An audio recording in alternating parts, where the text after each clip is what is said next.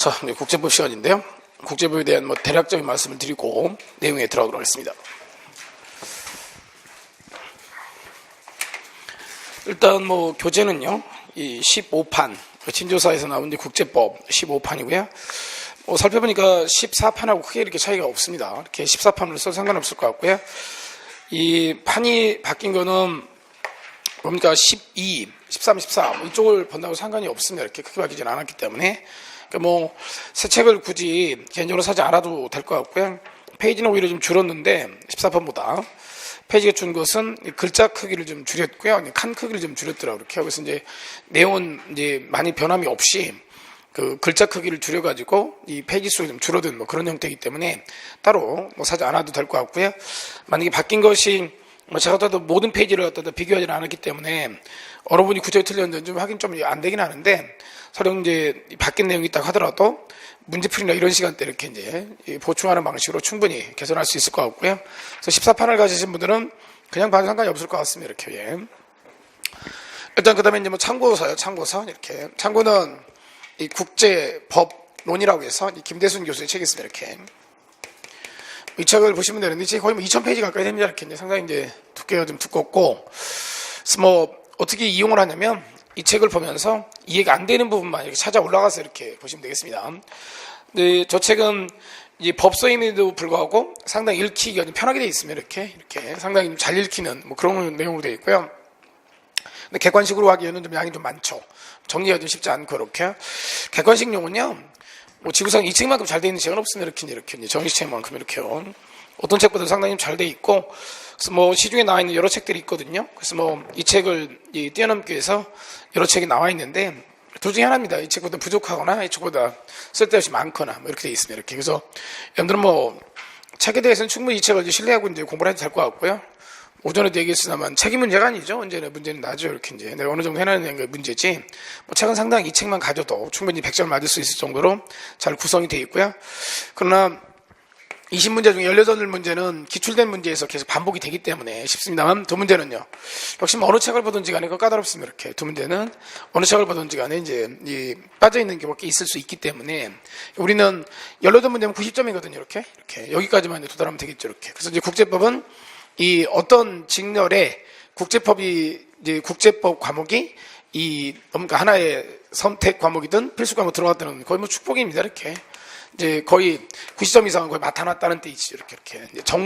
정상적으로만 공부를 한다면 이렇게. 예. 그러니까 보통 국제법을 이 과목으로 들어가 있는 직렬에 학생들의 국제법 평균이 한 92.5 정도가 됩니다. 거의 그러니까 90점 내지 95점을 맞는다는 거죠. 이 정도에 합격을 하는 거예요. 80점대 맞고 합격하는 경우는 드물다는 거죠. 국제법은 합격권에 있는 학생들은 거의 이 정도를 맞는 거예요. 90점 아니면 95점 이렇게 되는 거야. 여러분들도 여기까지 맞아야 되는 것이죠. 그게 어렵지는 않고요. 다만 곰곰이 한번 여러분 생각을 해주면 중학교 때든 고등학교 때든 90점을 맞으려면요, 국과목에 대해서 여러분들 어느 정도의 이제 자신감이 있었는지를 한번 되짚어볼 필요는 있죠. 이해되시죠? 사회 과목이든 역사 과목이든 90점이 맞는다는 얘기는 장난 아니죠.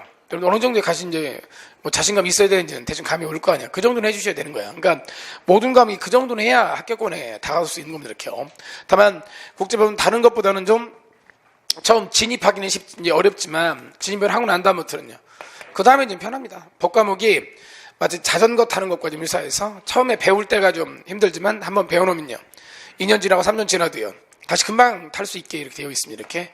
학자 들은 과목은 내용이 정해져 있지 않아서 좀 어렵습니다만, 근데 이제 법자 들은 과목은 내용이 정해져 있습니다. 그리고 시험 문제를 풀러 들어가도요, 여기서 배우는 문장 구조가 그대로 나옵니다. 이렇게. 문장 구조 자체가. 왜냐면 주로 조약이나 법에서 이 문장을 떼다가 이 문제를 구성하기 때문에, 설계하기 때문에, 여러분들이 책에서 읽었던 문장 구조가 그대로 이렇게 시험 지문에 1, 2, 3, 4로 깔리기 때문에 상당히 편한 느낌을 받게 될 겁니다. 학자 들은 과목은 이해를 했다고 하더라도 문장이 약간 여러분이요, 책에서 봤던 문장이나 단어가 일부 바뀌어서 나오기 때문에 이게 그건가?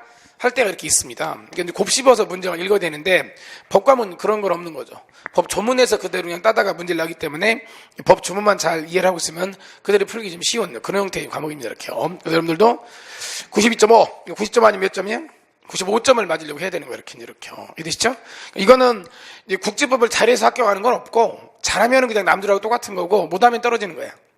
그러니까 국제법은 합격하는 데 유리한 과목이 아니라 떨어지는 데 이제 기여하는 과목이야, 이렇게. 합격생들은 다 90점 내지 95점을 맞으니까. 이해되시죠? 이걸 가지고 뭐 다른 사람보다 더 해야지. 100점 맞는다 하더라도 이제 뭐랄까요? 대부분 95점이니까 별 차이 안 난다고 그렇게.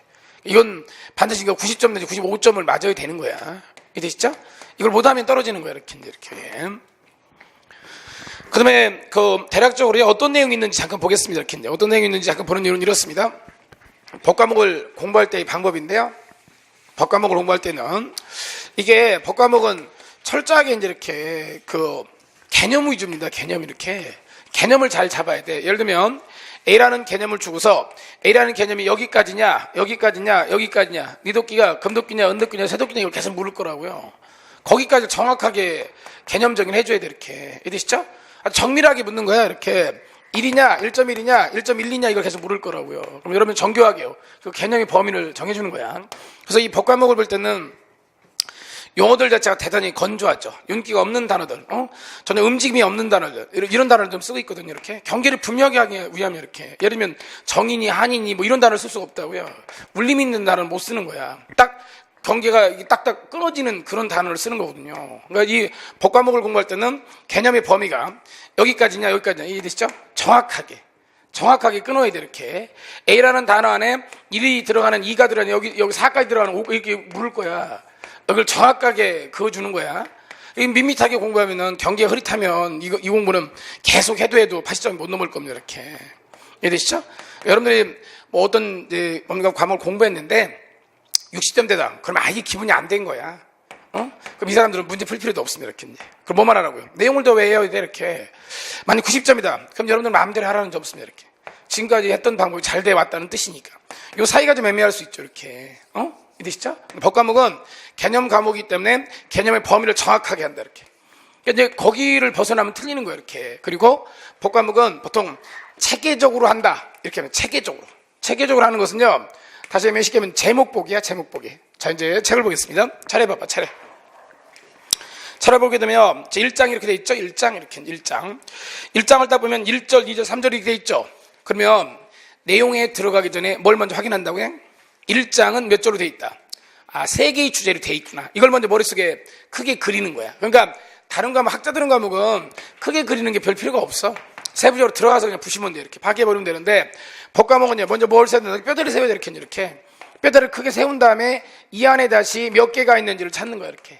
다시 그리고 이 로마자 1번 안에 다시 몇 개가 있는지를 이제 머릿속에 먼저 그려야 돼. 내용에 들어가기 전에. 그러니까 설계를 먼저 뭐 한 다음에 세워놓은 다음에 내용으로 들어가야 돼, 이렇게. 그래야 전체를 한꺼번에 드러낼 수 있는 거야. 공부할 때 그러니까, 법과목을 공부할 때는 그러니까 먼저 무슨 보기 연습? 제목 보기 연습을 하는 거야. 자, 1장의 제목을 봤을 거 아니야. 이해되시죠? 여기 안에 몇 부분으로 나눠져 있는지를 보는 거야. 그리고 다시 제1절로 들어가서 여기가요. 몇 개의 소단으로 되어 있는지를 머릿속에 그리는 거야, 이렇게.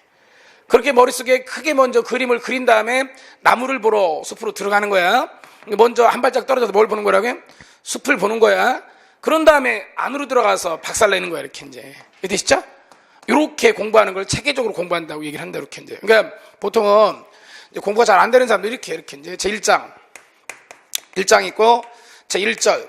그 다음에 로마자 1번, 그 다음에 이제 이렇게. 보통 이제 뭐 큰 글씨 1번, 반가로 1번, 양가로 1번, 그 다음에 이제 뭐 동그라미 1번, 기억 있잖아. 그럼 여기부터 들어간다고 그냥. 내용으로. 여기부터 글씨가 쭉 나와 있으니까. 그렇게 하는 거 아니라고. 이렇게 하면은 20문제 중에 16문제는 접근이 될 거야. 그럼 80점. 나머지 2문제가 그럼 애를 먹을 거라고 계속. 80점 언저리에서 이렇게 노는 그런 공부 방식이야. 이런 방식으로 하면 법과목은 파괴하기 쉽지 않다, 이렇게 이제. 원하는 점수를 얻어내기 쉽지 않은 공부 방법이라고 이렇게 이제. 그러니까 들어가기 전에 먼저 뭐 한다고요? 이 책을 맨 먼저 볼 때도 차례를 먼저 보는 거야. 차례 펴봐. 자, 몇 장까지 돼 있나 보십시오. 저 몇 장까지 돼 있습니까? 몇 장까지요? 몇 장? 11장까지 돼 있잖아. 그럼 여기 이 국제법 몇 가지 주제라고요? 11가지 주제가 있다는 걸 머릿속에 일단 집어넣는 거야. 전체 주제는 몇 가지라고요? 11가지 이렇게 생각하는 거야. 자, 다시 1장 와봐. 1장은 다시 몇 절로 돼 있어? 3절로 돼 있죠? 1장 안에는 다시 그러면 주제가 몇 가지로 나눠져 있다고요? 3가지로 돼 있는 거죠. 이해되시죠? 이렇게 먼저 그리는 거야, 이렇게. 그리고 로마자 1번 봐봐. 제목이 뭐라고 돼 있습니까? 국제법의 의의와 명칭이죠. 그럼 여기서 뭐만 찾으면 되겠습니까, 여러분들이? 국제법의 의, 뜻하고요. 이름, 명칭만 찾아내면 되는 거야. 이 대신에 다시 할게. 어딜 다시 하냐면 법은 어떻게 공부하는 거라고요? 체계적으로 공부하는 거야. 체계적이라는 것은 일단 어떻게 하는 거라고요? 제목 보기. 이 제목을 먼저 보고 내용으로 들어가는 거야. 먼저 크게 그리는 연습을 하는 거야. 이거는 그 공부할 때마다 연습을 해야 되는 거야. 각 장마다 들어갈 때마다. 사전에 이걸 먼저 들어가기 전에 제목 보고 전체 어떻게 되는 머릿속에 일단 그려. 그런 다음에 내가 지금 들어가잖아. 그럼 내가 전체 그림 중에서 어느 부분 1층을 들어가는지 2층째인지 3층째인지 계속 머릿속에 그려야 되는 거야. 이렇게 이제 이렇게 해놔야 나중에 전체 속에서 내가 어느 부분을 가 있는지를 알 수 있다고 이렇게 공부하는 걸 뭐라고 한다고요? 체계적으로 한다 이렇게. 이해되시죠? 그리고 나중에 여러분들이 이제 밑줄 긋는 연습을 하게 될 거예요. 밑줄을 혼자 공부할 때 뭐 한다고? 중요한 건 뭘 해야 돼? 밑줄을 긋는 연습을 할 거 아니야. 밑줄은 뭘 보고 긋는 거야? 뭘 보고? 제목 보고 긋는 거야. 이해돼? 거기 1장 1절에 1번 로마자 1번이 국제법 의의와 명칭이잖아. 그 뭘 찾아야 돼? 국제법의 의의 뜻을 찾는 거야. 국제법이 뭐야? 이해돼? 그걸 알아내야 된다고 이렇게. 국제법이 무엇인지 뜻을 알아내는 거야. 그래야 그게 로마자 1번이 끝난 거야 이렇게. 명칭이 영어로 뭐고 한자로 뭔지를 알아내야 그 제목이 그 단원이 끝나는 거라 이렇게. 이해되시죠? 나중에 여러분들이 이제 그 연습을 하게 되면요. 내용을 안 보고 여기 차례만 보고 돼요. 이 차례만 딱 보고도 그러면 로마자 1번에 국제법 의의 명칭이면 머릿속에 떠올라 이게. 여기에 뭐 오른쪽 페이지에 뭐가 있었고 왼쪽 페이지에 뭐가 있었고 이게 머릿속에 떠오르게 돼 있다 이렇게. 그럼 나중에는 이 차례만 보고도 대충 뭐 한다고요? 전체적인 내용들이 떠오르게 돼 있어 이렇게. 그래야 90점. 이해되시죠? 그렇게 하는 거야. 그리고 이 제목 보고 밑줄 긋는 연습이 나중에 되면 어느 책을 보든지 그럼 될 거야 이렇게 이제.